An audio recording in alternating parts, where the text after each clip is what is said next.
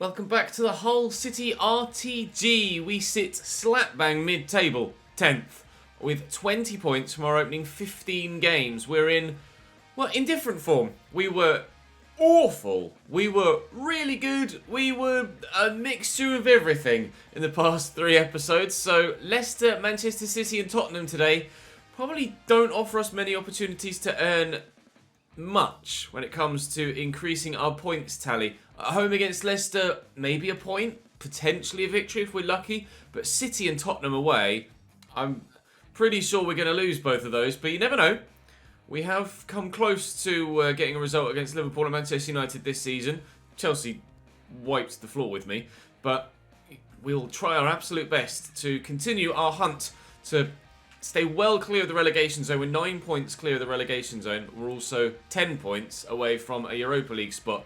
But it's all about trying to improve, growing as a squad and as a team, and you never know. Put a run of form together towards the end of the season, and stranger things have happened. A sneaky Europa League spot, perhaps. I do trust the squad that I have, actually. Not that we have any money to improve it if I didn't have trust in the squad. But can your team find consistency? We're working hard to try and find it. Although today's episode, I'm not sure whether we will. Tomorrow offers plenty of opportunity to pick up some points. But today, a tough one. A really, really tough one. We're not quite at full fitness, as you can see there. Although, yeah, actually, I will make a couple of changes. We'll take Bayer out for Yedlin, and I'll throw McLaughlin in for Burke. And other than that, I think we're okay. I might give Doherty the start ahead of Wallace. No, let's give Gallagher the start ahead of Wallace in that central midfield role for now. We'll continue on with Leonardo Pinto on the right-hand side. You can see Leicester's starting line there. Bailey, Under and Rodrigo. Shrewsbury Hall and Soa. Or sorry, Dewsbury Hall and Soa. Justin, Coates, Knight, So, Jelic and Pacheco. We have noticed, haven't we, that all of the transfer deadline days have been very, very busy and a lot of money's been spent. And I think this is probably the save where we've seen the most difference between real-life squads and in-save squads. We're only 4 seasons in, and in a number of my previous series, teams have had still a very similar starting 11 to that they have in real life, even at this stage of a save. But almost every side we play has an pretty much unrecognisable starting 11 from that they're playing in real life at the minute. So what to expect from this game against Leicester, I'm not sure. I'm going by, obviously, real life standards with regards whether I feel like we can get points or not. But, I mean, this Leicester side is decent, but that midfield didn't fill me with dread. And we certainly could do something against players like Sebastian Coates at the back. I don't know how good Sow is. Wilkes will find Charlie Barnett, who unfortunately has his shot blocked. Gallagher will look for Barnett again. It's Wilkes that's found. He may well have been offside there. He has smashed it home. He was onside, and he's destroyed the goal net. Malik Wilkes makes it Hull City 1, Leicester City 0, and that was emphatic as a finish. The cleanest strike you'll be able to see for a long time. Crack. Core. That's not necessarily a case of near post OP. That's just a case of unbelievable goal. Wow, what a finish. Come on. Give me that. Oh, Sangaro just walks up with it. That'll do. Barnett. Oh, beautiful little McGeady spin. And we'll look to send Malik Wilkes in behind if we can. It's a tight angle. I'm going to try and work this back to a teammate. Conor Gallagher's arriving. Hit it early to try and catch the keeper out. I think he caught himself out trying to hit it that early as well. Not able to show good enough technique there. Conor Gallagher, and ever rising, trying to replicate the level of finish that... Oh, it took a deflection, did it? Okay, fair enough. I didn't even see that in the replay, I'll be honest. Pinto's up. Sorry, Pinto put the corner up. McLaughlin can't win that. James Justin flicks it away, but Conor Gallagher will return the ball back to a dangerous position. Sangare to Keane Lewis Potter. They haven't closed him down, and you cannot allow him space. Another banger. In the long list of Keane Lewis Potter Hull City goals, McLaughlin carrying the armband and so far keeping a clean sheet. There's still a long way to go in this game, but we could not have asked for a better start.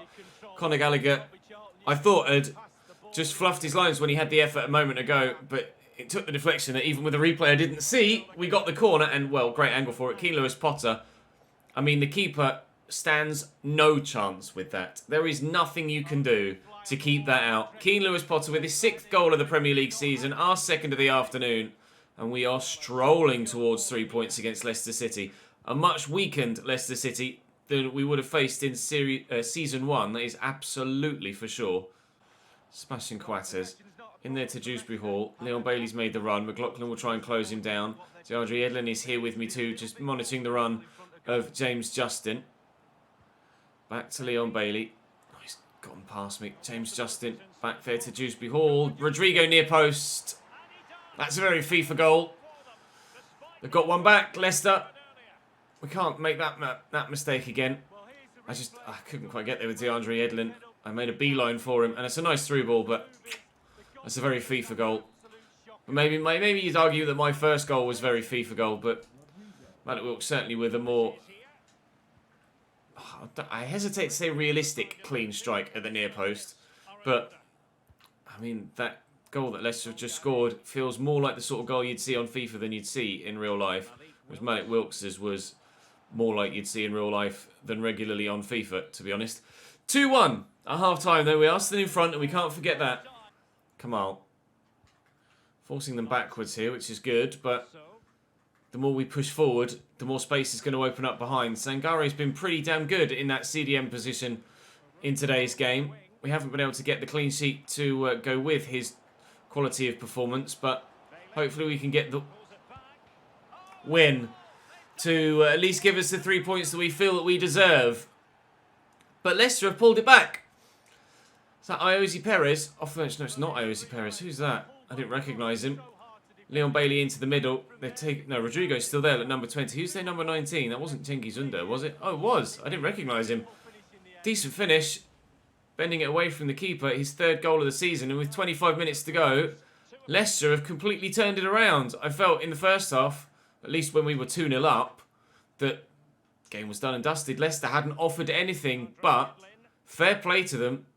They've absolutely turned it round. Bailey over the top. Under brings it. Oh, not Under, it's Celik here on this near side. Under is in the middle waiting for it. Will it arrive for him though? That's the question. We've turned Celik round all the way the other way, but he has still found Under, and Kamal has options, one of which is to go for a goal. Didn't expect that. George Long had it dealt with. Force him backwards, he's saying. Keep pushing him the other way. The ball keeps coming back towards me, and I've already conceded 2. I don't want to concede anymore. Off goes Leon Bailey. On comes Timothy Castagna on the left-hand side of their front 3. Don't imagine that involves a formation change for them.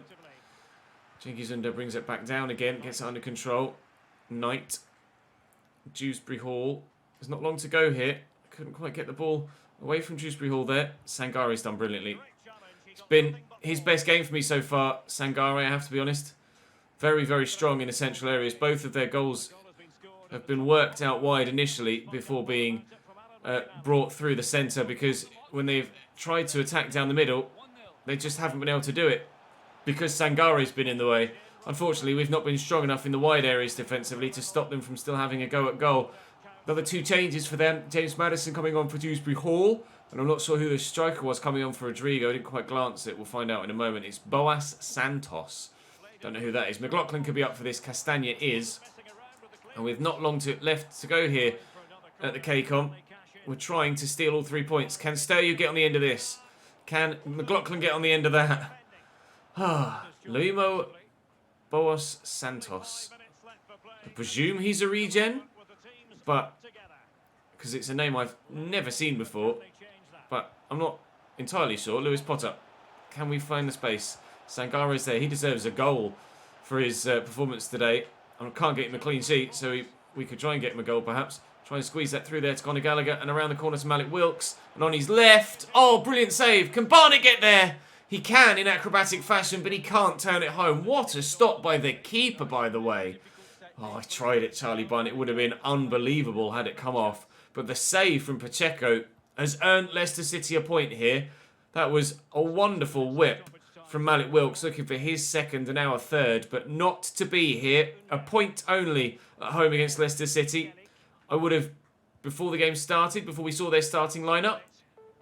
Taken a point if you'd offered it to me. Having been 2-0 up and seeing how weak their starting 11 was, kind of frustrated that we weren't able to see that through or steal the win at the death there, but that's football sometimes. Leicester City with 2 shots on target and 2 goals. Up next for us, Manchester City, followed by Tottenham Hotspur. Yikes. City have Ederson in goal, Kabore, Kabak, Ramos and Grimaldo, De Bruyne, Rodri and Phil Foden as an expected midfield. Ferran Torres, Lucas and Mecha and Raheem Sterling as a front 3. The back line, completely different to it. It's still very strong, obviously, but not as you would have expected it with the Manchester City starting lineup. And Lucas and Mecha is a player up top who in real life hasn't really fulfilled his potential yet in this save. Perhaps he has. And that's why City has started with him. Ferran Torres is already a very, very capable player in real life, as is Phil Foden. Foden, really genuinely a fantastic young player who I personally, at least, highly rate. I don't know what you guys think about Phil Foden, but I always enjoy watching him play. That's a lovely ball over the top if he can keep that in. And, whoa, Kabore very nearly did. Great first touch. If he'd just been a foot or two further back, then that would have been a lovely take to then drive into the box. Leeds, Brighton and Fulham in the relegation zone at the moment. But of the 3 promoted sides last season, I believe we are performing the best so far, having adjusted better than anyone else to this new level that we're playing at. Although we're still not flying, obviously, but we could be off to a flying start with Keane Lewis-Potter in behind and with Ederson in front of me. Keane Lewis-Potter has fluffed his lines. Oh, dearie me.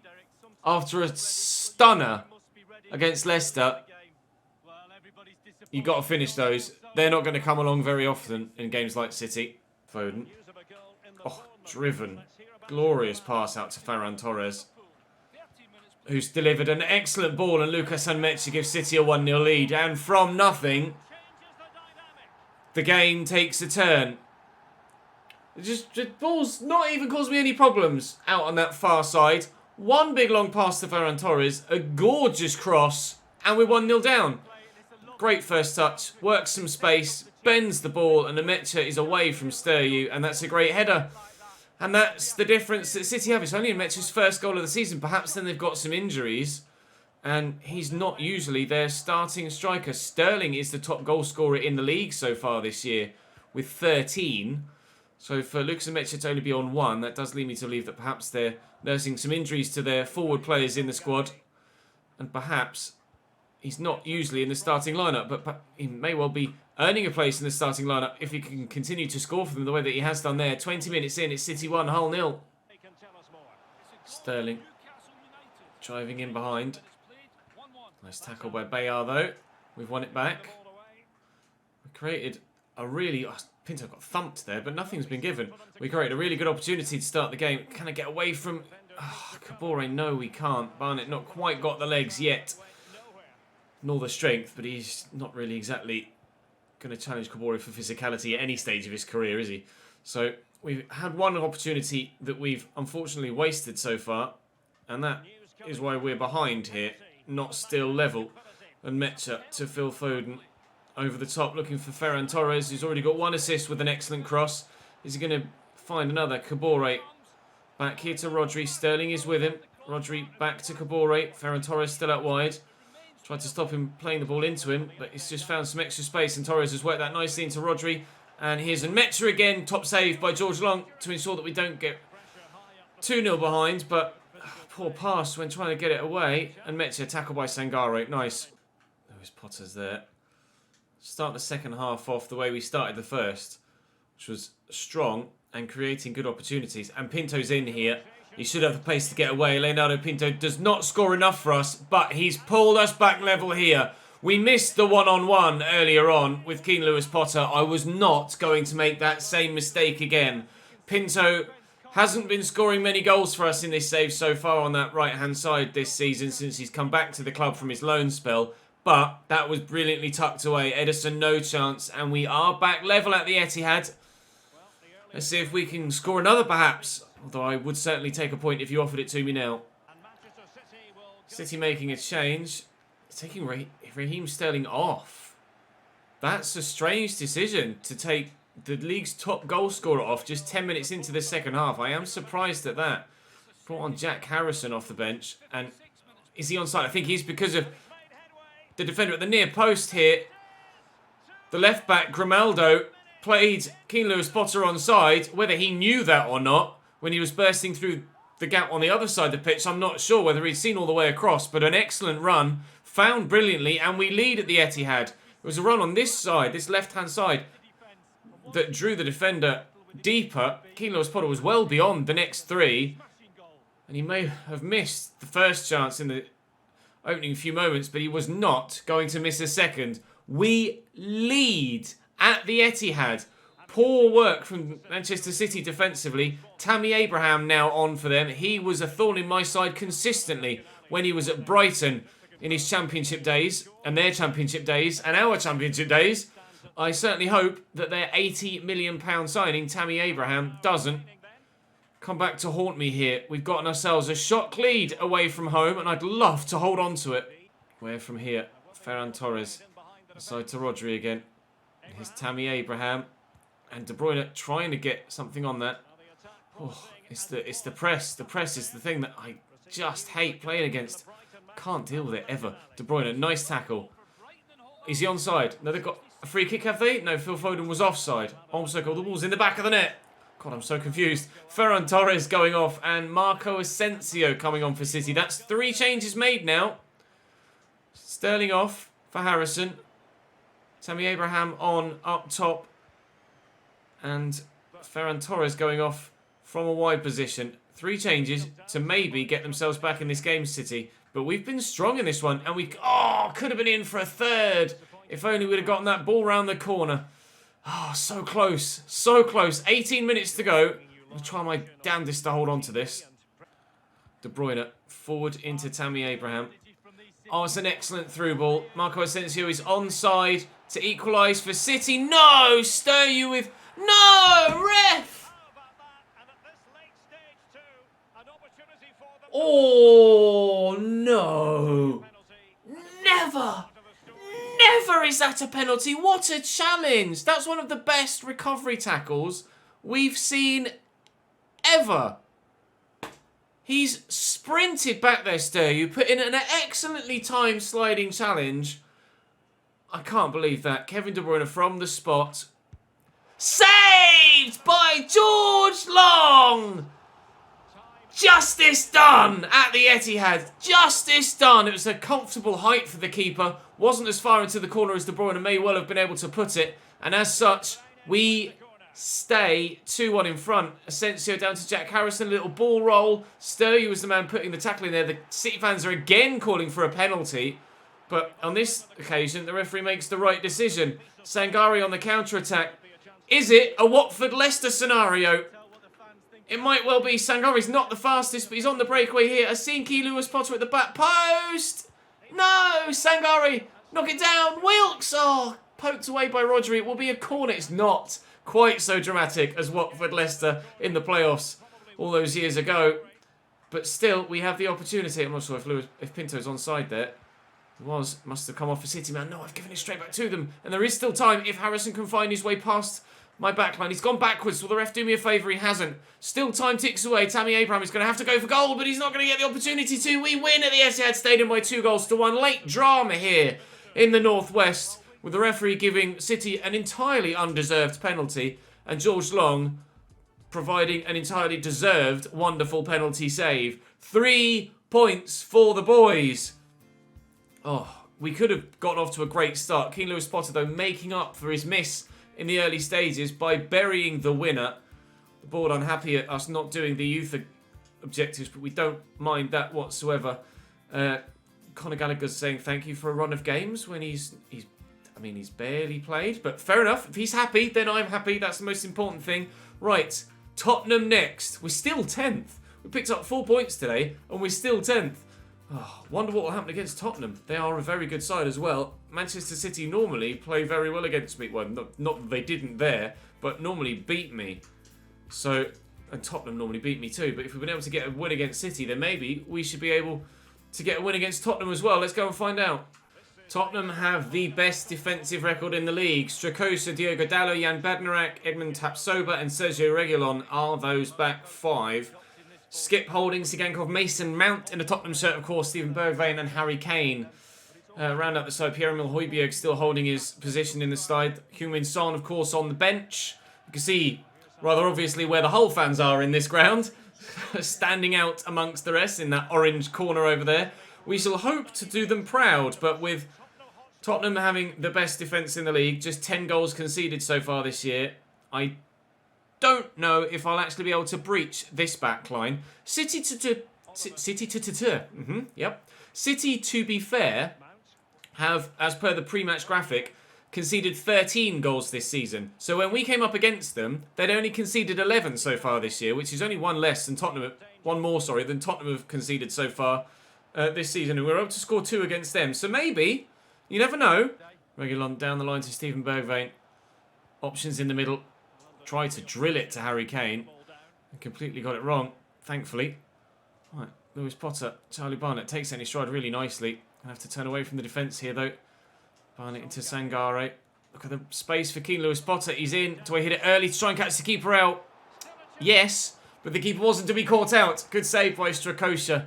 Not very often you see Premier League sides change their goalkeeper in FIFA career modes. At least there traditionally hasn't been that many goalkeeper changes, but I don't think I've ever seen Ederson or Lloris or De Gea or Alisson replaced in a career mode. I can't recall anyway. Perhaps De Gea replaced with Dean Henderson, but not anyone from outside, not like Strakosha here at Tottenham. I can't recall that happening before. Perhaps you guys have seen it more regularly in your saves. You probably do more different saves than I do, a higher number of them. Obviously I only have like 3 or 4 series a year. But for the time being, Strakosha is doing his job in goal, and whether Lloris is still here or not, he's certainly keeping whoever is the number 2 at Tottenham Hotspur out of the starting lineup. The best defensive record in the league, and so far keeping us at bay 2. I feared there that I tucked Bayar in too narrow, and Bergwijn was going to be in space. Turns out Wolf will find Bergwijn anyway, despite Bayar's good interception. Here's Pierre-Emile Højbjerg. Across to Reguilon. Still they come forward here, Tottenham. Reguilon delivered a wonderful cross for Tottenham against Fulham recently in the Premier League, where Harry Kane scored a very good diving header. Harry Kane going to try and score with his feet perhaps here. Reece Burke in the way and cleared away. It'll be a throw for Tottenham, and the pressure continues to build on our defence. For the time being, we're all right. But every time I seem to say something like that so far this season, we then end up conceding. I don't think that's a foul. He's outmuscled him quite legally there, I think. Harry Kane will almost certainly shoot from here. Although, are they trying something from the training ground, perhaps? No, Kane does shoot. Oh! And George Long had to have the strongest of arms there to ensure that that didn't go in. That was rifling towards that top corner. Excellent technique by Harry Kane. See it bend around the wall and just, a full stretch. Brilliant save. Brilliant free kick. Just under 10 minutes to go in this first half. And that hopefully will be cleared. Dalot with decent technique on the left-footed volley, but it wasn't causing George Long anywhere near as many problems as that free kick did. Still 0-0 though, 3 shots apiece. Barnett could be in. Not Barnett. Barnett could be playing in Keane Lewis Potter. It's an excellent chest down, and he's going to beat Diogo Dalot to that. And he's in here, Keane Lewis Potter. It's a brilliant block by Jan Bednarak. Both sides look dangerous in this game. Neither side have scored yet. Skip into Sigankov. I can't get off him. Trying, but I can't do it. Dalot into Skip. Nice tackle by Reece Burke. I've won it back though. Mason Mount does well. Skip. Got runners. Bergwijn's there. Kane's still here. Still out wide. Is Sigankov around the corner to Mason Mount. In the middle to Kane. And it is in. Turned home in a similar fashion to Diogo Dalot's left-footed effort earlier. But this time under the keeper and into the net. Spread out wide. Derek Ray's going a little bit too mental for that goal, I think. It is a very good finish. And by hitting it down into the ground, he's made it very awkward for the goalkeeper to deal with. And Kane using his strength to hold off Sturyu there.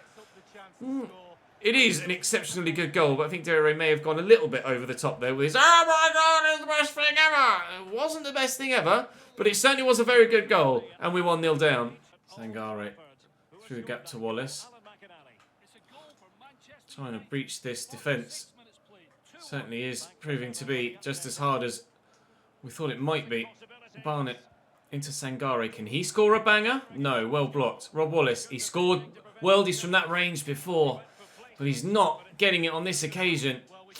Man United losing 2-1 at home to Everton right now. Ollie Skip going off as they make a change in their midfield. Who was it that came on?